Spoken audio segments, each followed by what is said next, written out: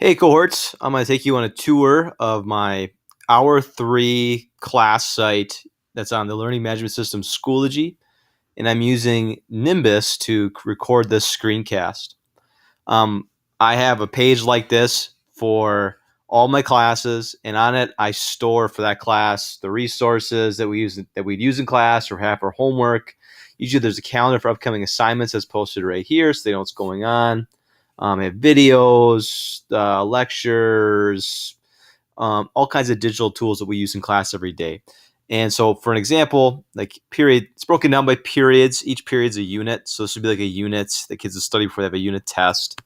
In period 7, these are all like the little mini topics within this time period, 1890s to 1950s.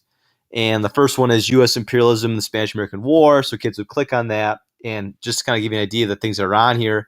There's a digital quiz. Kids would go on here, take a quiz that I created and posted.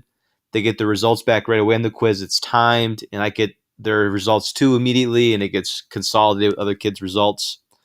Here's a link to a Socrative quiz. Let's open that up. Kids will type in that code up there at the top, FQRGAJGER. I'm sorry I read that out loud. And they put their names, and we do this in class together. And they would then look at this political cartoon, look at the captions, decide was it an expansionist or anti-expansionist cartoon. I'm just going to go out there and say it's anti-expansionist. Look at Uncle Sam. Boom, got it right. So that's one resource on there that I use. They repeat that. In the same lesson, we did a class activity where students broke into small groups, researched a certain example of U.S. imperialism in the 1890s and 1910s, and then they typed it up on a Google Doc and they shared the results with the class, a good jigsaw review. And then they had a homework assignment where they had to find a cartoon, post it, and break it down and analyze it. And they used this to submit it. And once it was submitted, I then received a copy. I get an alert here. I click on that, and I give a score back to the kids I submit through Schoology.